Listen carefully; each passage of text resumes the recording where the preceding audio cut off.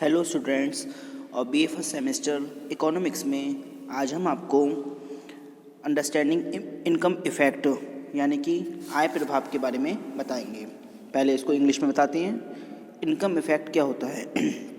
Income effect on the consumer equilibrium caused by change in his income if relative price remain constant.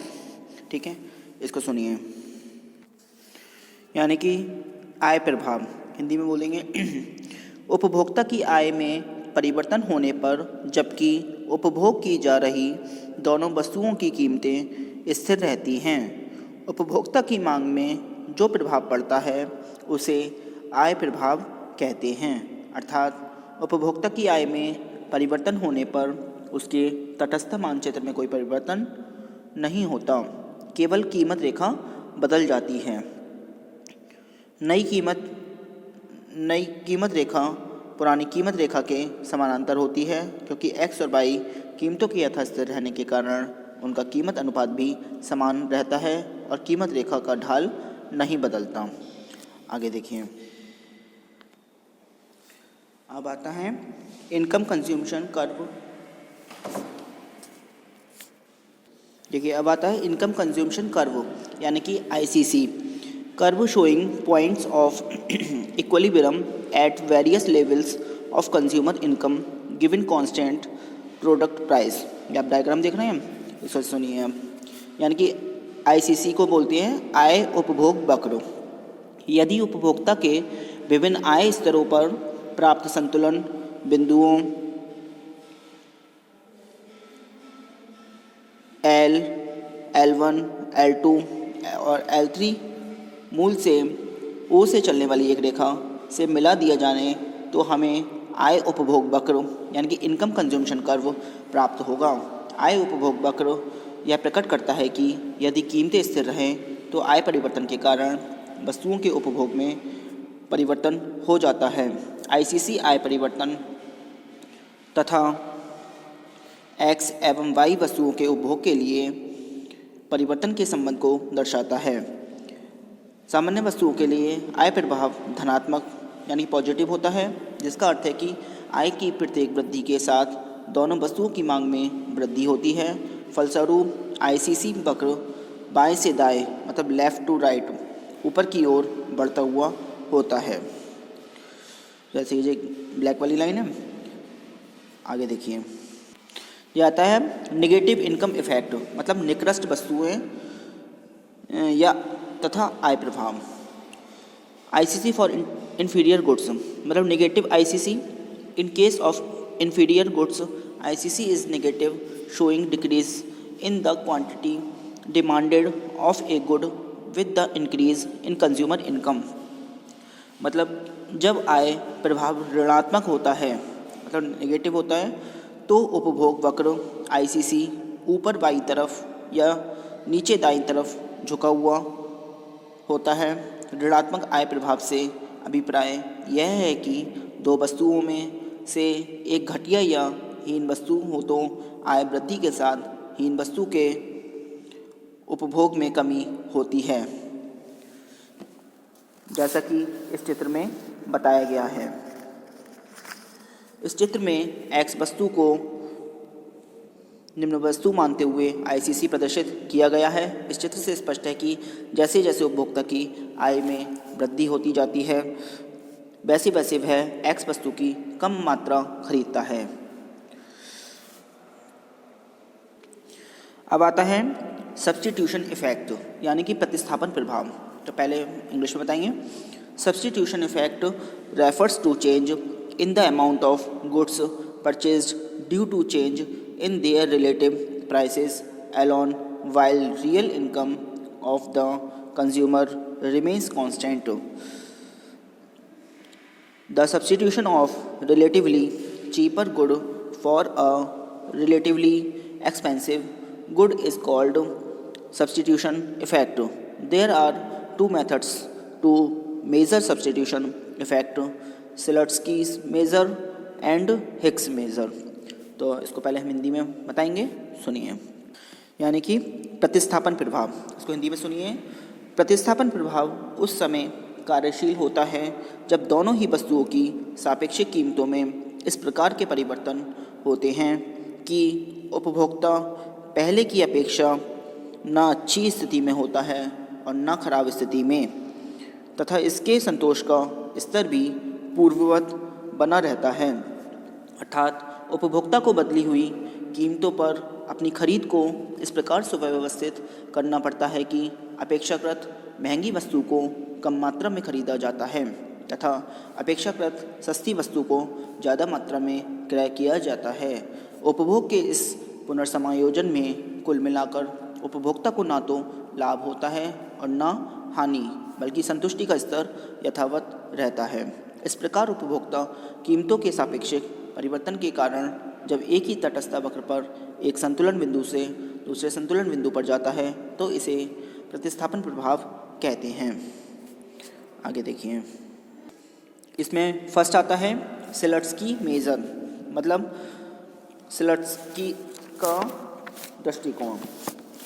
सुनिए, पहले English में बताएंगे। According to Slutsky measure, real income is constant if the consumer is left with an income which would enable him to buy his original combination of goods at the new price। इसको अब हम हिंदी में बताएंगे। सिलर्स्की का दृष्टिकोण। Professor सिलर्स्की ने प्रतिस्थापन प्रभाव का एक आंशिक परिवर्तन रूप प्रस्तुत किया है। उसकी धारणा में जब वस्तु की कीमत बदलती है और फलस्वरूप उपभोक्ता की क्रय शक्ति में परिवर्तन होता है तो उपभोक्ता की आय को भी क्रय शक्ति में परिवर्तन के समान बदला जाता है। उसकी क्रय शक्ति में परिवर्तन की मात्रा वस्तु की कीमत में परिवर्तन तथा उसके द्वारा पूर्व कीमत पर वस्तु की क्रय मात्रा के गुणा के बराबर होती है। दूसरे शब्दों में सिलर्स्की की पद्धति में उपभोक्ता की आय में परिवर्तन इतनी मात्रा में किया जाता है जिससे उपभोक्ता यदि वह चाहे तो वस्तुओं का वह संयोग क्रय कर सकता है जो वह पूर्व कीमत पर क्रय कर रहा था। अधिक स्पष्ट शब्दों में उपभोक्ता की आय में परिवर्तन पूर्व कीमत पर वस्तु एक्स की क्रय की जा रही मात्रा की लागत तथा नई कीमत पर उसी मात्रा की लागत में अंतर के समान किया जाता है। आय को तब लागत अंतर कॉस्ट डिफरेंस से बदलना कहा जाता है। इस प्रकार सिलर्स्की के प्रतिस्थापन प्रभाव में आय में परिवर्तन लागत अंतर यानी कि कॉस्ट डिफरेंस के बराबर किया जाता है, ना कि क्षतिपूरक परिवर्तन कॉम्प्रिहेंसिव वेरिएशन के समान। आगे देखिए, अब देखिए इस चित्र को देखिए सिलर्स्की मेजर में। इसमें बताते हैं इसके प्रतिस्थापन प्रभाव को इस चित्र द्वारा स्पष्ट किया गया है। इस चित्र में दो वस्तुओं की दी हुई कीमतों तथा उपभोक्ता की दी हुई आय को बजट रेखा या कीमत रेखा दर्शाया गया है। उपभोक्ता की संतुलन स्थिति बिंदु Q बताती है इस साम्य बिंदु पर वह X वस्तु की OM मात्रा Y वस्तु की ON मात्रा खरीद रहा है। यह प्रारंभिक स्थिति है। अब कल्पना कीजिए वस्तु X की कीमत घटती है, वस्तु Y की कीमत स्थिर या समान रहती है, उपभोक्ता की मौद्रिक आय समान रहती है। आगे देखिए, अब सुनिए हिक्स मेजर आता है। इसमें सुनिए, according to Hicks constant real income means that consumer will remain on same indifference curve as before the change in price। अब सुनिए इसको। हिक्स का दृष्टिकोण। हिक्स के अनुसार प्रतिस्थापन प्रभाव एक ही तटस्थ वक्र पर क्रियाशील होता है। मुद्रा आय की उस मात्रा जिसके घटाने पर उपभोक्ता समान संतुष्टि के स्तर पर रखा जाता है को आय में क्षतिपूरक परिवर्तन कहते हैं।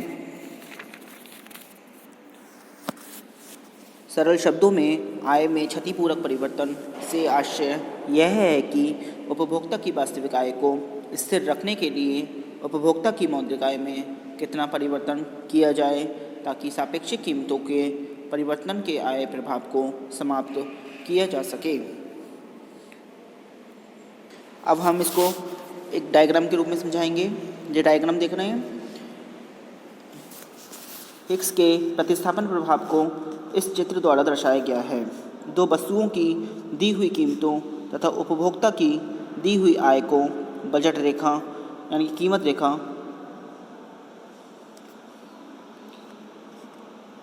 PL द्वारा व्यक्त कराती है। उपभोक्ता तटस्थ वक्र के Q बिंदु पर संतुलन में है और वह वस्तु X की OM मात्रा तथा वस्तु Y की ON मात्रा खरीद रहा है। यह प्रारंभिक स्थिति है।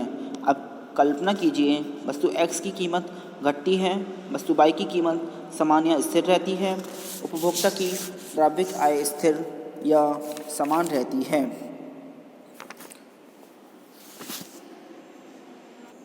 अब सुनिए, आता है आगे understanding price effect. Price effect क्या होता है? The price effect may be defined as the change in the consumption of goods when the price of either of the two goods changes while the price of the other good and the income of the consumer remain constant। मतलब कीमत प्रभाव, इसको हिंदी में बताएंगे। कीमत प्रभाव क्या होता है?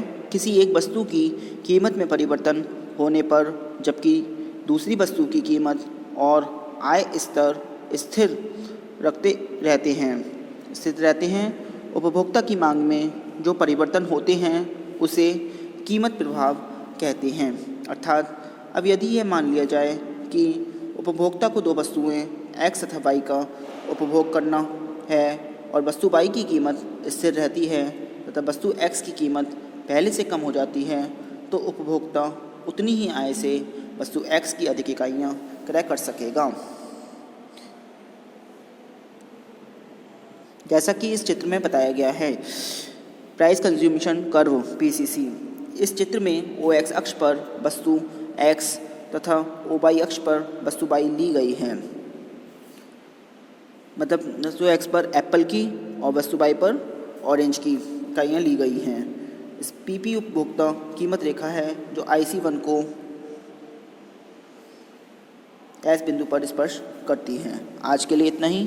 Thank you very much.